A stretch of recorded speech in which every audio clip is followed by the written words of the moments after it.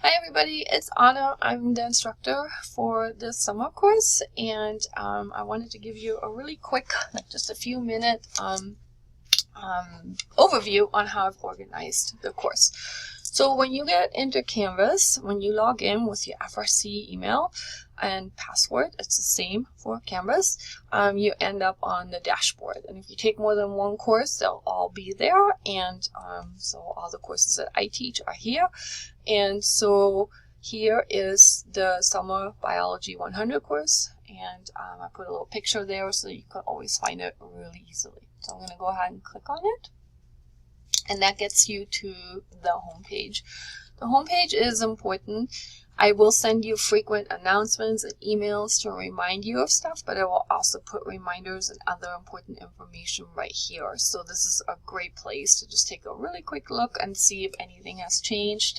The look of this will change with various things that I'm telling you to do. So right now, for example, you can see I'm talking about the start date, which is June 6th, and the official end date, which is July 22nd. But I'm also telling you that grades won't actually be due for a whole other months after the course ends. So we have some wiggle room here. So if you end up not being able to keep up and you want to finish past the start date, talk to me. Things can happen in the summer, and I totally get it. And so it's just really important that you work with me, and we can set that up. I do want to make you aware that summer moves fast. There's a lot that you have to do in a pretty short amount of time. So for this course, one summer week is about 2.5 regular semester weeks. So we're kind of cramming a lot into 1 week.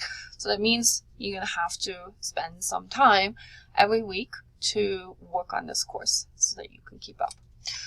The other thing is you have to do labs, and this is a fully online course, so you have to purchase a virtual lab subscription, and all the information is right here. But the textbook is free, so you do have to pay for this, but then you don't have to pay for a textbook on top of that.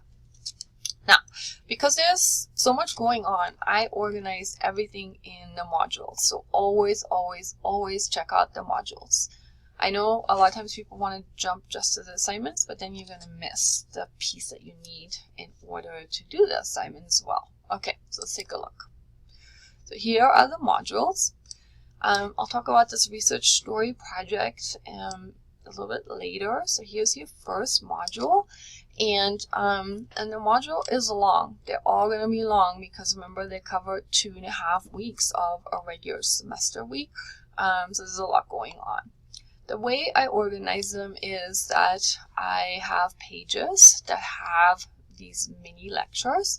I call them micro, which means small lectures, and they can be a PowerPoint presentation, it can be a video like this one, or it could be an interactive thing, so it just depends. So here is your first micro or mini lecture about your syllabus, and then with each micro lecture you're going to get an assignment. So here is a little quiz that I'm going to give you on the syllabus so that to make sure that you actually look at it and you know what's going on. So then here's another lecture, also short, with another assignment and a third one and another assignment. So that's just the beginning. This is just for the introduction. Then in week 1, you're also going to learn about the scientific method. So here you have a little lecture and an assignment, as well as another assignment on the scientific method.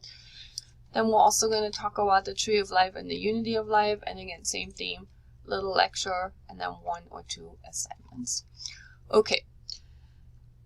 The labs are also here, and you can access them right through Canvas. And but before you can do them, you need to buy your virtual lab subscription. And then here are the labs. And with the subscription, you're going to get basically a password, a key that will allow you to access those. So don't lose that. So most of the labs that you're going to do will be in this virtual lab platform. But I will also, sometimes I have some labs that I design myself. So here's one of those that I designed myself. So you just do that just like any other assignment. I told you the textbook is free, so here are the reading resources, and that's what they are, they're resources. So if my lecture isn't really clear, or if you like to get the same information from a different perspective, use the textbook, but you're not required to read everything in there, and I'm not going to quiz you on it unless it overlaps with other stuff that we're talking about. And then here, for people that are new to Canvas, are a couple of resources that help you get started with Canvas. So I'm always going to put the week that we're on, like up here on top. So next week when you log in, that's going to be week 2 right here, and then week 1 will be below that. So that's how you can find it. Okay, and then this research story project will stay on top here. So the way I've organized the course is that you do these weekly lectures and assignments, and you do the weekly labs, and there will be no tests other than these little quizzes that you can take as often as you want in order to get a good score. So there's no formal test where you have to log in at a certain time and worry about your internet going out or anything like that. So this research story project then takes the place of a more formal test, and there are 3 assignments, and there's what's called the research topic assignment. So here you pick a topic in biology that interests you.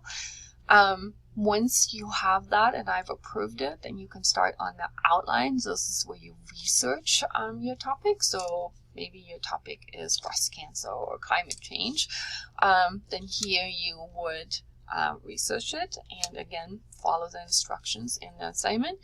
And then the 3rd assignment is that you write a story. So for example, you could write a story about a woman finding out she has breast cancer, or you could write a story that is set 50 years in the future, set in the United States, in California, and people dealing with climate change. So there's lots of different ways that you can do the story aspect, and I'll let you figure that out. It can be really creative, could be a fairy tale, it could be a social media post, it could be a conversation or a podcast, or it could be just a story. That's really your choice. Okay, so that one will still stay up here because it kind of runs alongside the course, and you can work on these. They're all open, so you can access them whenever, so you can work on them as you have time.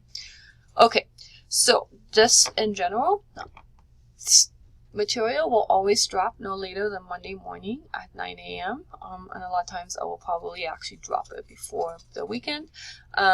So that's what I'm doing today. It's Friday, and I'm going to be dropping this before it starts on Monday, before the course starts on Monday. And then everything is always due on Wednesdays at 11:45 p.m. So I'm dropping it on Monday, and then you have to the Wednesday of the following week to finish everything. So you have about 10 days to do all of this work, and then you have to find some time to add these ones in as well. Okay, on that note, I wanted to encourage you to email me when you have any questions. So here's the inbox, and you can email me directly in Canvas, or you can use your FRC email to email me as well. And during the week, I will get back to you within 24 hours, and most of the time it's going to be faster than that. And I will, on the weekends, it just depends on what I'm doing. Sometimes I will get back to you, and if I don't get back to you for a weekend email, then definitely Monday morning you'll hear from me. Okay, on that note, I have this rule, and it's called the 15-minute rule. So if you're doing any of these things and something's not working and you can't figure it out, and you've been sitting there for 15 minutes trying to figure out and you're just stuck, just leave that one and email me. There's a chance it could be a tech problem, and so maybe it wouldn't be solved anyway, or maybe I set up something not quite right that needs to be fixed, or maybe you're missing something. So email me, tell me what's going on, and I will try to help you troubleshoot it. Okay, and I think that's it. So I hope we have a great semester, and I hope that you all get A's, and I will help you get there. And I hope that you like all the stuff that I've put together for you for this first week. Okay, thank you.